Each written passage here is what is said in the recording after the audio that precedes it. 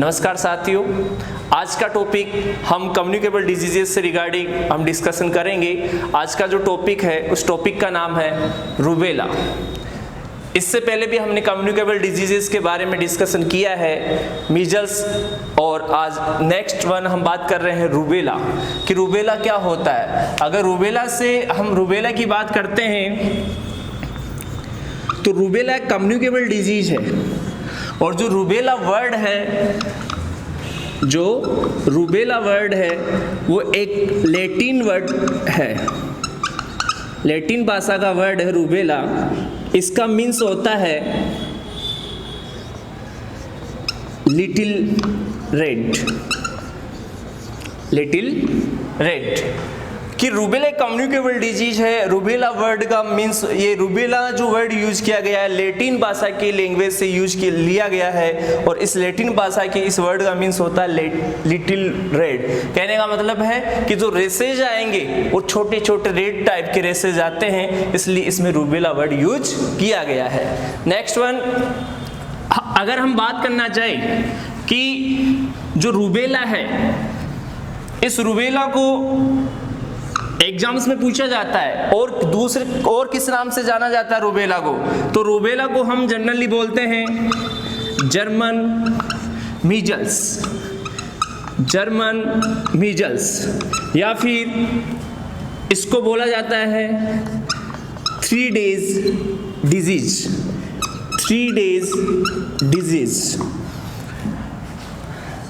Rubella also known as German measles और 3 days disease. German के एक फिजिशियन थे जिन्होंने रूबेला के बारे में डिस्क्रिप्शन दिया था, इसलिए इसको जर्मन मीजल्स के नाम से भी जाना जाता है। और 3 days डिजीज के नाम से इसलिए जाना जाता है क्योंकि जो डिजीज है इसमें जो क्लिनिकल फीचर्स और जो डिजीज का अक्रेंस होता है वो 1 to 3 days होता है। इसलिए वो कौन सी कम्युनिकेबल डिजीज है जिसको हम 3 days डिजीज के नाम से जानते हैं, क्या बोलोगी? रूबेला। और एक वर्ड होता है रूबियोला, एक वर्ड होता है रूबेला और एक वर्ड होता है रूबियोला। इसका दूसरा नाम होता है जर्मन मीजल्स, और रूबियोला क्या होता है? रूबियोला को बोला जाता है मीजल्स। क्या बोला जाता है? मीजल्स। तो इन दोनों में कंफ्यूज नहीं होना है कि ये भी रूबेला और ये भी रूबेला है। ये रूबेला है, इसका मतलब होता है जर्मन मीजल्स, और ये रूबियोला है, इसका मीन्स होता है मीजल्स। नेक्स्ट वन, अगर हम बात करना चाहें कि जो रूबेला इन्फेक्शन है किस टाइप का इन्फेक्शन है, ज्यादा किस में देखने को मिलता है, और ये कैसे बॉडी में एंटर करता है और किस प्रकार से बॉडी को अफेक्ट करता है, तो इसके बारे में हम बात करते हैं कि रूबेला जो डिजीज है वो कैसी डिजीज है। Rubella is an infectious disease. Rubella is an infectious disease, एक इन्फेक्शियस डिजीज है जो कि कोज्ड बाय टोगो वायरस। जो टोगो वायरस है उसकी वजह से एक इन्फेक्शन होता है, उस इन्फेक्शन को, उस डिजीज को हम रूबेला के नाम से जानते हैं। नेक्स्ट वन, जो रूबेला इन्फेक्शन है, ये रूबेला इन्फेक्शन अगर बात की जाए कि rubella infection of mother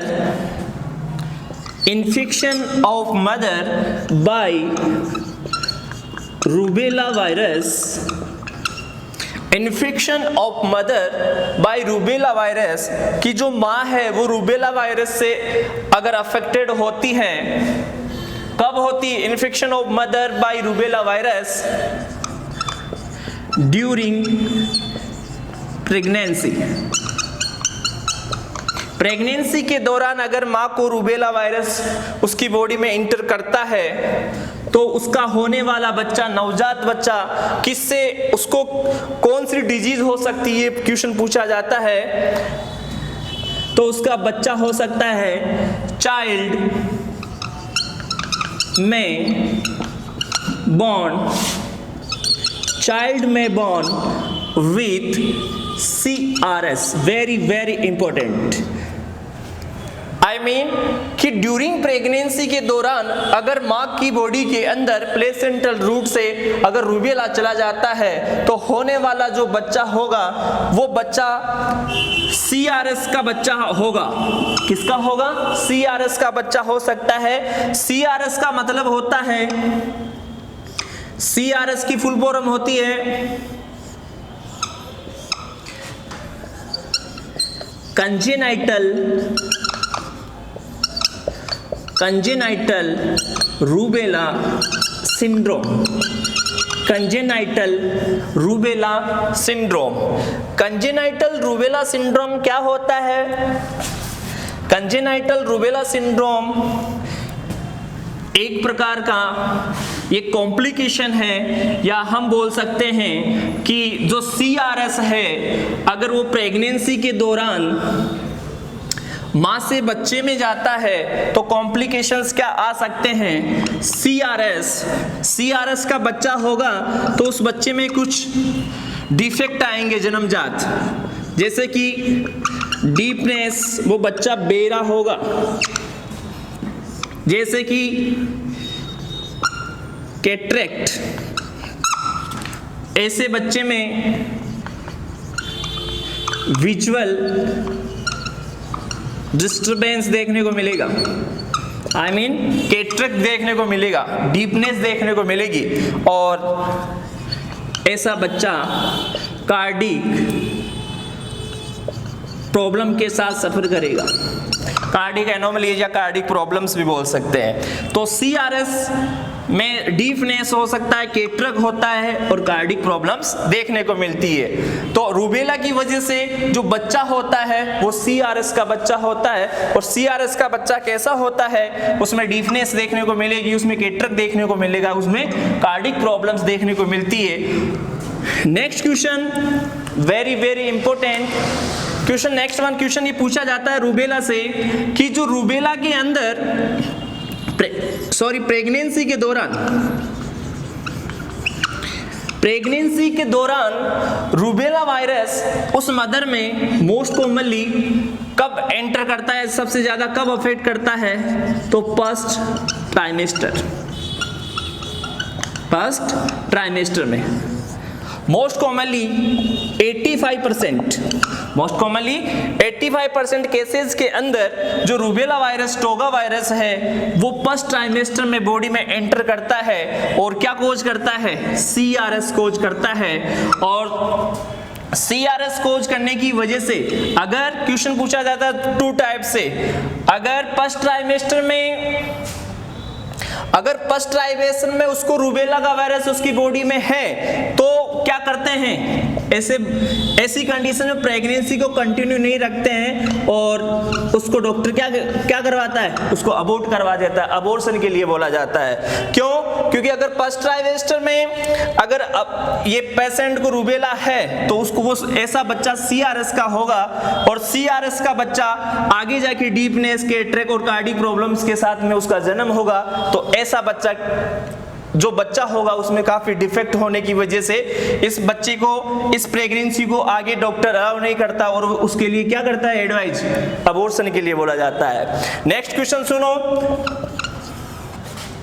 first trimester में अगर रूबेला वायरस है उसकी बॉडी में या रूबेला से वो इन्फेक्टेड है मदर, तो फर्स्ट प्रायोरिटी उसका अबॉर्शन करवाया जाता है, और सेकंड वन अबॉर्शन करने के बाद में लगभग 6 मंथ प्रेगनेंसी को पोस्टपोन किया जाता है, अवॉइड किया जाता है, और रूबेला वैक्सीनेशन किया जाता है, और आने वाले 6 महीने, आने वाले नेक्स्ट जो 6 मंथ होते हैं उसमें प्रेगनेंसी कंसीव करने के लिए मना किया जाता है। क्यों? क्योंकि मोस्ट कॉमनली चांसेस किसके होते हैं? CRS के चांसेस होते हैं। एक क्वेश्चन और बनता है कि जो फर्स्ट ट्राइमेस्टर होता है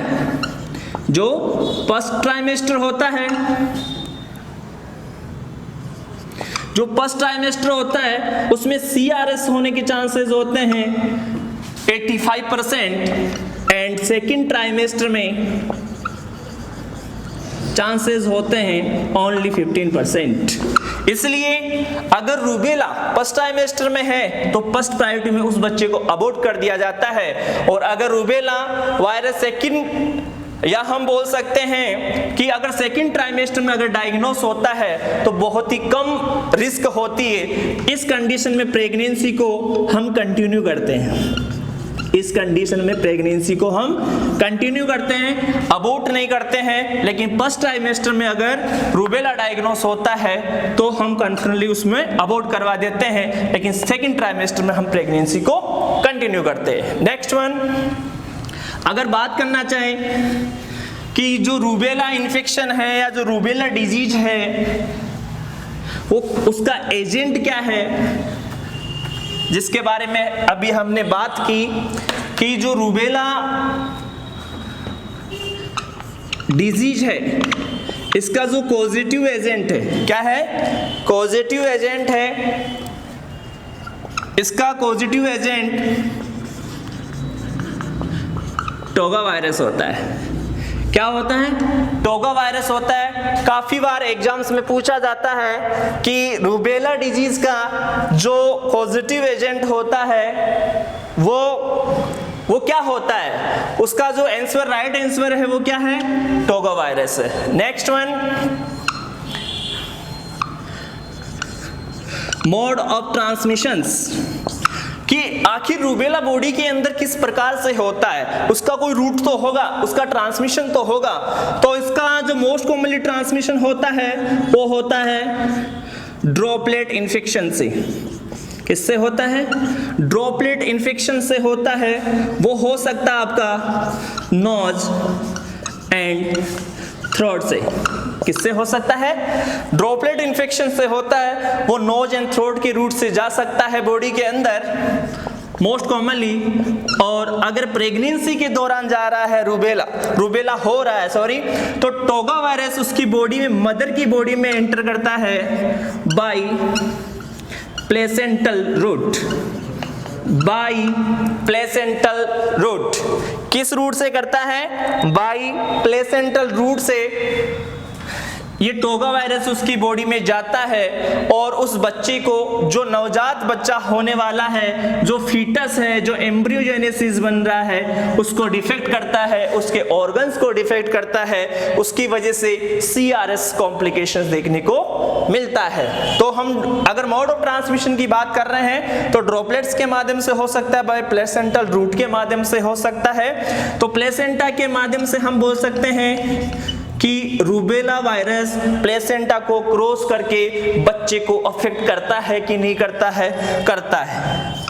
रूबेला वायरस प्लेसेंटा को क्रॉस करके बच्चे को अफेक्ट करता है। अगर इसके साथ में हम और बात करें कि वो कौन कौन सी कम्युनिकेबल डिजीजेज है जो प्लेसेंटा को क्रॉस करके बच्चे में हो सकती है, तो हम बोल सकते हैं मीजल्स, हम बोल सकते हैं मम्स, हम बोल सकते हैं पोलियो, हम बोल सकते हैं TB tuberculosis.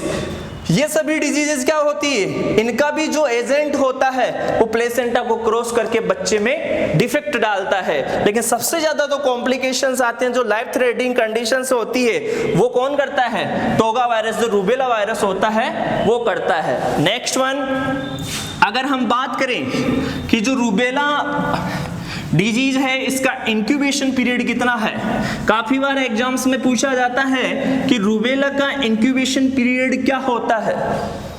Incubation period of rubella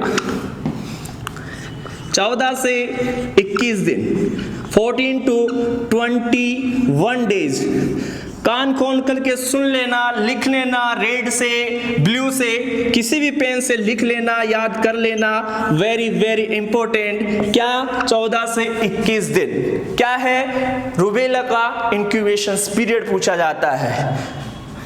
अगर वीक्स में बात करते हैं तो 2 to 3 week, 2 to 3 weeks. Next one, अगर हम बात करना चाहें कि रूबेला में जो होस्टेज होता है कि सबसे ज्यादा किस में देखने को मिलता है, कौन सी एज में देखने को मिलता है, तो ये चिल्ड्रंस में 3 to 10 ईयर्स तक के बच्चों में देखने को मिलता है। और जो इसकी रिकवरी होती है, जो रिकवरी रेट होती है, जो रिकवरी रेट होती है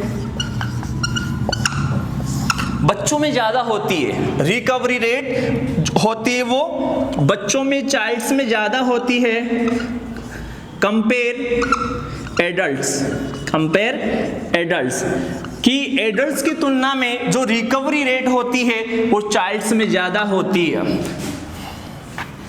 नेक्स्ट वन, अगर जिस बच्चे में एक बार टोगो वायरस या जिसको रूबेला इन्फेक्शन हो चुका है तो single attack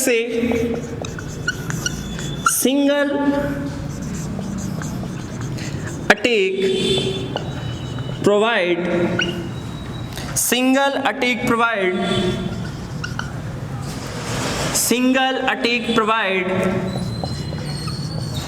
immunity for lifetime। I mean कि एक बार अगर अटैक हो जाता है तो उसके अगेंस्ट में इम्यूनिटी पावर बन जाता है बॉडी के अंदर। फिर लगभग क्वेश्चन पूछा जाता है कौन सी इम्यूनिटी बन जाती है सिंगल अटैक होने की वजह से। हमने लास्ट क्लास में भी बात की थी, कौन सी इम्यूनिटी बनती है?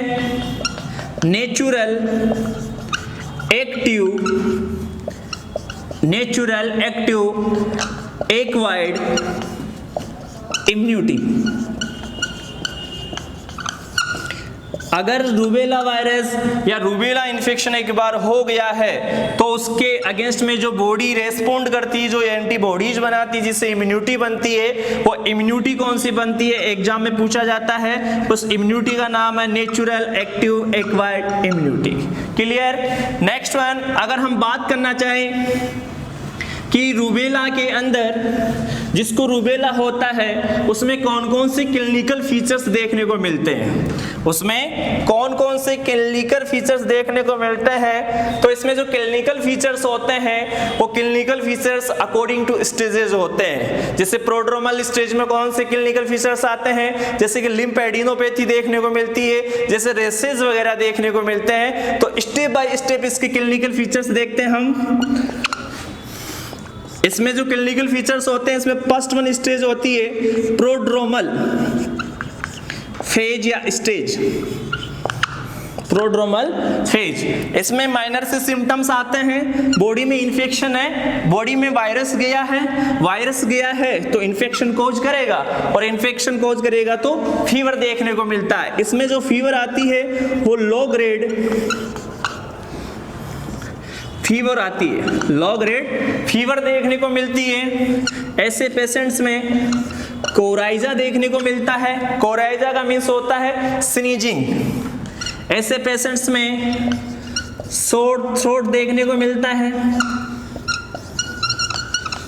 कफिंग देखने को मिलती है। प्रोड्रोमल फेज वो फेज होती है जिसमें लो ग्रेड फीवर देखने को मिले, कोराइजा देखने को मिले, सोर थ्रोट देखने को मिले या कफिंग देखने को मिले।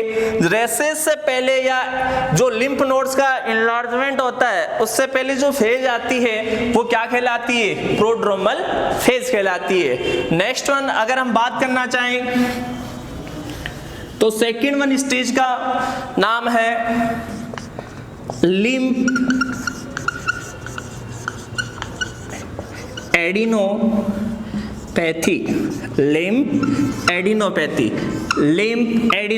लिम्फ नोड्स का इनलार्जमेंट हो जाना।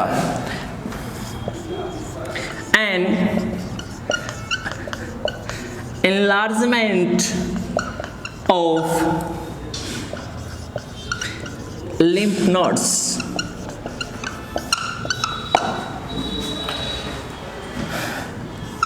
एक बार क्वेश्चन पूछा गया था कि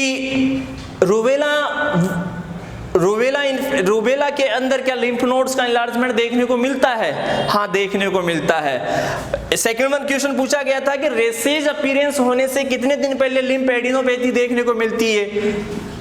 लगभग विद इन 7 days, लगभग 7 दिन के अंदर उसके अंदर क्या देखने को मिलते हैं? लिम्फ नोड्स इनलार्जमेंट देखने को मिलते हैं। नेक्स्ट वन, थर्ड स्टेज देखने को मिलती है, इसमें जो रेसेस देखने को मिलते हैं, वेरी वेरी इंपॉर्टेंट रेसेस। जो रूबेला इन्फेक्शन में जो रेसेस देखने को मिलते हैं, क्वेश्चन पूछा जाता है कि जो रेसेज आते हैं वो फर्स्ट ऑफ ऑल कहाँ अकर होते हैं, कहाँ देखने को मिलते हैं? At first on face. कहाँ देखने को मिलते हैं? रूबेला के अंदर जो रेसेज अपीयरेंस होते हैं मिंट लाइक टाइप्स के, वो फर्स्ट ऑफ ऑल कहाँ देखने को मिलते हैं? चेहरे पे देखने को मिलते हैं। फॉर एग्जाम्पल, ये कोई रमेश है, इसकी बॉडी पे अगर इसमें रूबेला इन्फेक्शन है, रूबेला है इसको, तो अगर इसमें रेसेस देखने को मिलेंगे तो सबसे पहले कहाँ देखने को मिलेंगे? इसके चेहरे पे देखने को मिलेंगे, फेस पे देखने को मिलेंगे।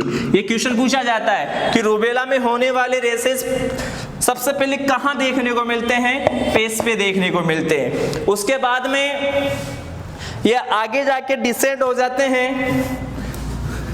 फेस के बाद में ये जो रेसेज है वो ट्रंक पे चले जाते हैं, ट्रंक की ओर चले जाते हैं, एंड जो एक्सट्रीमिटीज होती है उन एक्सट्रीमिटीज पे देखने को मिलते हैं। तो रेसेस की बात कर रहे हैं, rashes first of all face पे देखने को मिलते हैं, इसके बाद में ट्रंक एंड एक्सट्रीमिटीज पे देखने को मिलते हैं। क्लियर? तो ये क्लिनिकल फीचर्स थे। क्लिनिकल फीचर्स में फर्स्ट वन प्रोड्रोमल स्टेज थी, second one lymph adenopathy phase थी, एंड थर्ड वन रेसेस देखने को मिलते हैं। अब इसके बाद में हम बात करते हैं क्लिनिकल फीचर्स के बाद में डायग्नोस्टिक्स के बारे में कि रूबेला का हम डायग्नोसिस क्या कर सकते हैं। काफी बार पूछा जाता है रूबेला का डायग्नोसिस क्या, कौन सा रूबेला का डायग्नोसिस होता है?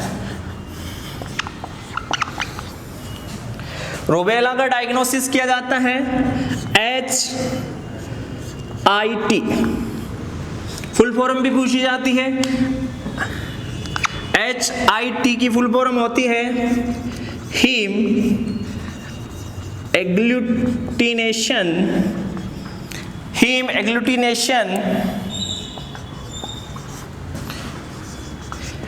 इनहिबिशन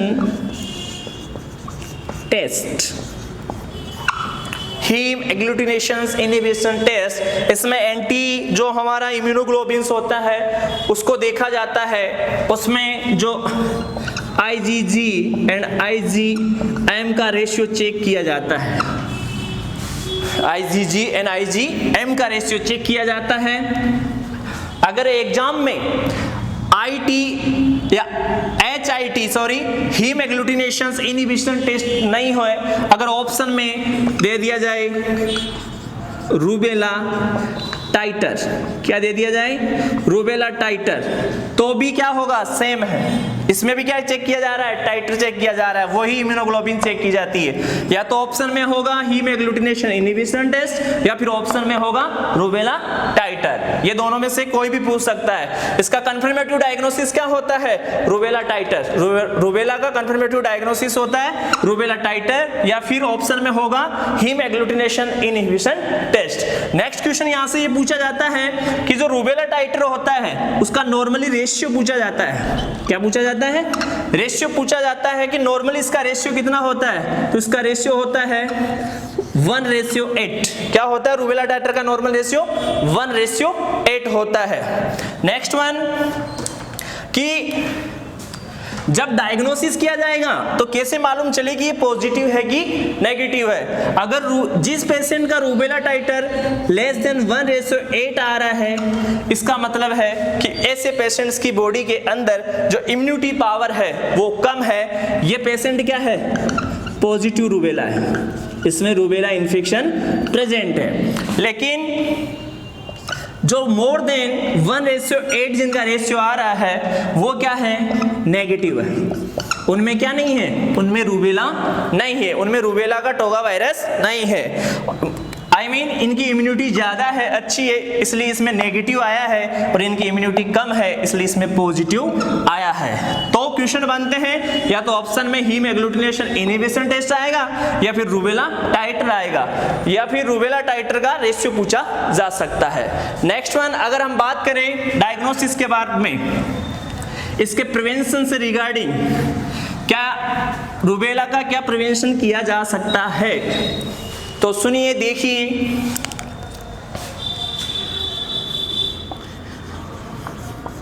इसका प्रिवेंशन किया जा सकता है। बोला जाता है prevention is better than cure, prevention is better than cure. तो रूबेला का हम क्या प्रिवेंशन कर सकते हैं? अगर हम बात करें वैक्सीनेशन की, क्या वैक्सीनेशन किया जा सकता है?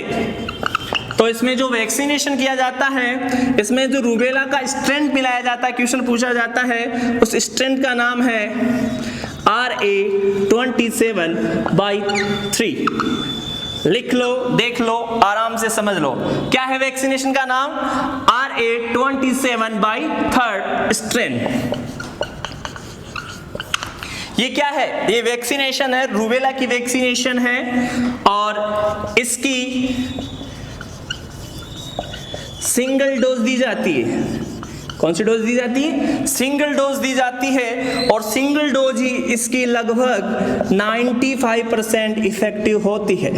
सेकेंड डोज की जरूरत बहुत कम पड़ती है। तो जो RA27/3 स्ट्रेन है, इसका रूबेला के लिए सिंगल डोज दी जाती है, और सिंगल डोज ही 95% केसेस में इफेक्टिव देखने को मिलती है। नेक्स्ट वन, इसमें जो डोज दी जाती है वो डोज होती है 0.5 ml, 0.5 ml होती है। अगर बात करें हम रूट की, किस रूट से हम ये वैक्सीनेशन देते हैं, तो इसका रूट होता है सबक्यूटेनियस, ऐसी रूट से हम देते हैं। तो वैक्सीनेशन ये सिंगल है। अगर कमांड की बात की जाती है कि RA27/3 स्ट्रेन के अलावा अगर हम कमांड वैक्सीनेशन की बात करें कि कौन सी वैक्सीनेशन हम कमांड में दे सकते हैं, तो कमांड वैक्सीनेशन में इसमें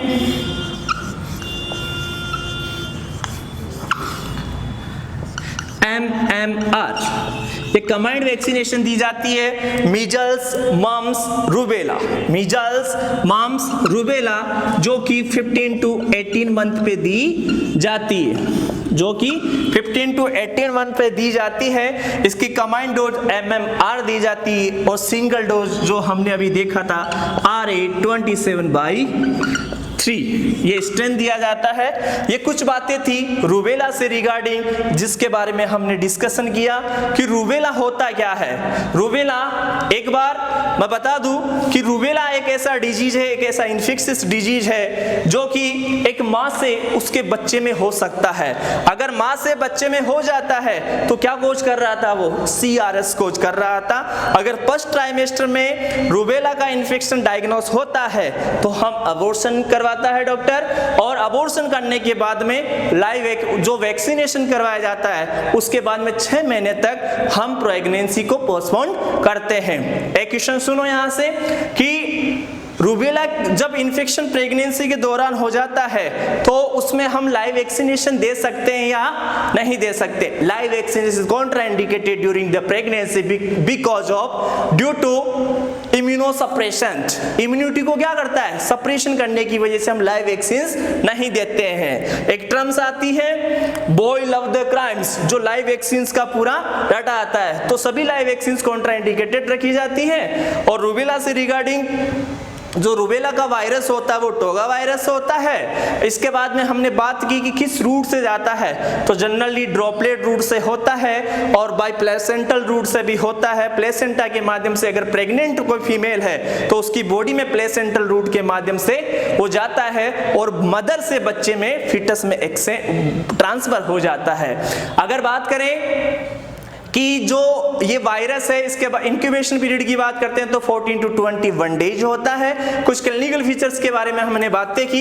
क्लिनिकल फीचर्स में प्रोड्रोमल स्टेज थी जिसमें नॉर्मली आपका फीवर वगैरह, कोराइजा वगैरह देखने को मिलता है, लिम्फेडिनोपैथी वगैरह देखने को मिलता है। रेसेज, जो रेसेज है उस रेसेज से कहाँ देखने को मिलते हैं, चेहरे के ऊपर देखने को मिलते हैं। रूबेला के अंदर फर्स्ट वन रेसेज कहाँ देखने को मिलते हैं, फेस पे देखने को मिलते हैं, उसके बाद में ट्रंक पे देखने को मिलते हैं, उसके बाद में एक्सट्रीमिटीज पे देखने को मिलते हैं। इसके बाद में डायग्नोसिस की बातें की। डायग्नोसिस में इसमें क्वेश्चन पूछा जा सकता है हीम एग्लूटिनेशन इनहिबिशन टेस्ट से रिगार्डिंग, या फिर इसी को बोला जाता है रूबेला टाइटर। नॉर्मल रेशियो इसका पूछा जाता है तो 1:8 होता है। अगर जिसमें लेस देन 1:8 है मतलब वो पेशेंट क्या है, पॉजिटिव है, और जिसमें ज्यादा है वो नेगेटिव है। इसके बाद में हमने प्रिवेंशन के बारे में बात की। प्रिवेंशन में जो वैक्सीनेशन की जाती है, वैक्सीनेशन के बारे में क्वेश्चन पूछा जाता है, कौन सी वैक्सीनेशन की जाती है सिंगल डोज में, तो vaccination RA27 by 3rd strain की वैक्सीनेशन की जाती है और कमांड वैक्सीनेशन आपका MMR दिया जाता है। लास्ट में बस इतना ही कहना चाहता हूं कि जिंदगी में हमें सब कुछ करना है लेकिन हमें पढ़ना फर्स्ट प्रायोरिटी हमारी पढ़ना है, क्योंकि अगर हम पढ़े नहीं तो आने वाली जनरेशन भी पढ़ नहीं पाएगी। और इस रूबेला से आज मैं ये कहना चाहता हूं, R यानी रूबेला, R यानी रेड, इसका मतलब क्या है कि जिसकी जिंदगी में अगर रूबेला के कंसेप्ट क्लियर नहीं हुआ तो जिंदगी में रेड सब कुछ फैल जाएगा। अंत में बस यही कहना चाहता हूं कि जो भी हम वीडियोस अपलोड कर रहे हैं डे बाय डे, उनको आप लाइक करिए, शेयर कीजिएगा, जिससे ज्यादा से ज्यादा वीडियोस और अलग अलग सभी टीचर्स के, एमएसएन्स के, ऑप्स के, कम्युनिटी के, हर क्लास के, हर सब्जेक्ट के आपके पास में वीडियोस आने वाले हैं। आप हमारा साथ दीजिए, हम आपका पूरा साथ देंगे, तन से, मन से, धन से देंगे, लेकिन आप हमारा साथ दीजिए, क्योंकि किसी ने कहा है कि एक हाथ से कभी ताली नहीं बजती, ताली बजाने के लिए दोनों हाथ जरूरी है। ओके, थैंक यू, धन्यवाद।